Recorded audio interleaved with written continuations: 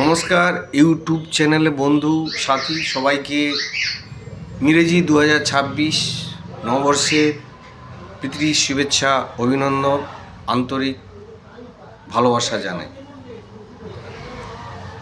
দেখতে দেখতে একটা বছর আমরা অতিক্রম করে ফেললাম। গতকাল থেকে পর্যন্ত ধুমধাম করে আমরা নববর্ষ উদযাপন করলাম।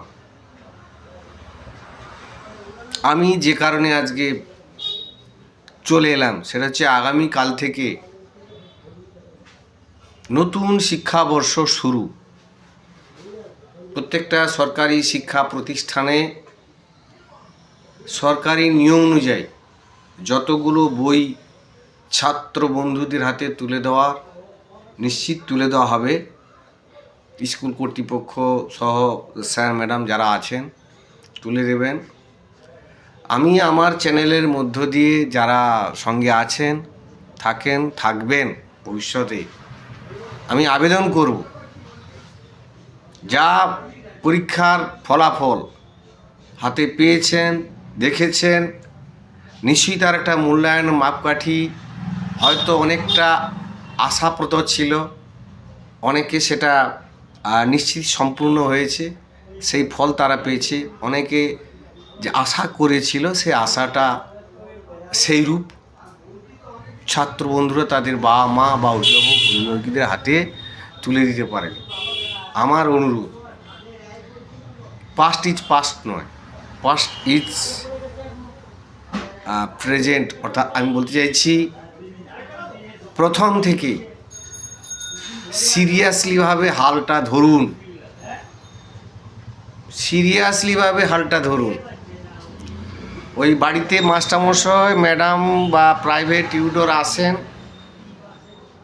কিংবা কোনো কোচিংয়ে দেন, কিংবা কোনো প্রাইভেট ব্যাচে দেন।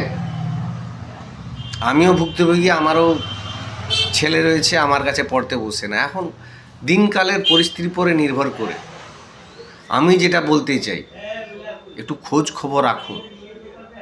যে মাস্টারমশাই বা যে ম্যাডাম পড়াচ্ছেন বা পড়াতে আসেন বা পড়তে যান, সে সরকারি কি বেসরকারি কি প্রাইভেটে টিউশন ইত্যাদি যে ব্যাপারগুলো বললাম, একটু খোঁজখবর যদি রাখেন তাহলে কিন্তু আপনারও একটা যেমন দায়বদ্ধ থাকবে, ছেলেও একটু বাবা মার প্রতি গুরুত্ব বাড়বে, অর্থাৎ ফাঁকিটা আপনার নজরে আসবে। আমি জানি তর্কের খাতিরে আমার যে প্রজন্ম যারা বাবা মা বা অভিভাবক গার্জেন, তারা কেউ এখন অক্ষর জ্ঞান নেই বা একদম নির্বোধ নয়, মোটামুটি সাবজেক্ট পড়াশোনাটা জানে বোঝে।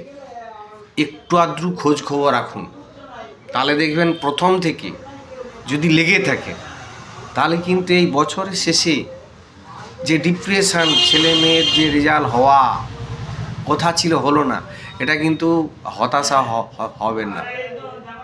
নিশ্চিত যতটা আপনি আশা করেছিলেন ততটাই হবে।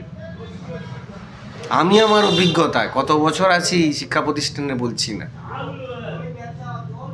একদম শিডিউল 1 থেকে 20 পর্যন্ত যে রোল নাম্বারগুলো মোটামুটি ক্লাসরুমে রেসপন্স পাওয়া যায়, বাকিগুলো পাওয়া যায় না। আমি ব্যক্তিগতভাবে স্টুডেন্টদের কাছ থেকে খোঁজখবর নিই, বাবা কি করেন, কি খেয়ে এসেছো, বাড়ি কতজন তোমার সদস্য ইত্যাদি খোঁজ নিয়ে দেখছি অ্যাকচুয়াল অভাব আছে, আর্থিক অনটন আছে। এর আগেও অনেকে ছিল, তারা সে আর্থিক অনটনের মধ্য দিয়ে অনেক ভালো ভালো জায়গা তারা চাকরি করছে, চাকরি পাচ্ছে।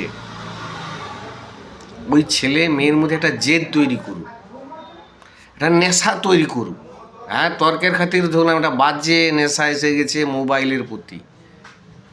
হ্যাঁ, দিন যত আসবে তত আরও নতুন নতুন প্রযুক্তি হাতের মুঠোয় আসবে। তাহলে কি পড়াশোনা ডগে উঠে যাবে? না পড়াশোনা ধারাবাহিক চলবে? একটু বি কেয়ারফুললি। আমি আবার যেটা বলতে চাইছি, একটু প্রথম থেকে হাল ধরুন।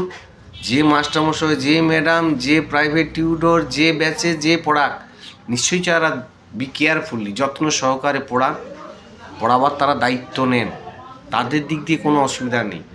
আপনার ছেলেমেয়ের চাহিদা কত, সেই চাহিদা যদি না ততটা হয়, তা আমি পড়াই, আমার মতো যে পড়ায় তার এনার্জি আসবে না বেশি করে দেওয়া।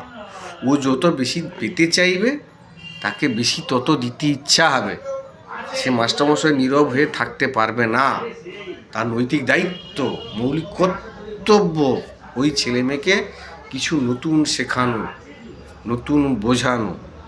কিন্তু সব বর্তাবে ওই স্টুডেন্ট যে শিখবে, এবং তার উপরে তার বাবা মা, তার গার্জিয়ান। ধন্যবাদ বন্ধু। আমার নিশ্চয় অনেকের বকবকানি ভালো লাগবে না, কিন্তু একজন মাস্টারমশাই প্যারা টিচার হিসেবে আমার এই চ্যানেল আমি বলতে ভালোবাসি। ইউটিউবে কিছু একটা ডাউনলোড দিতে হয়, করি। নিশ্চিত একটু বি কেয়ারফুলি বাবা মাকে হতে হবে, গার্জেনকে হতে হবে। ওই নাহলে কারোর উপরে দায়িত্ব দিয়ে দেওয়া, সঁপে দেওয়া, এটা হয় না। আপনিও আপনার নিজস্ব ছেলে মেয়ের প্রতি একটু গুরু দায়িত্ব পালন করুন। শেষে আমার যেটা না বললে নয়, তরবারি, সুন্দরমন, সুস্থ জীবন। ধন্যবাদ, টাটা।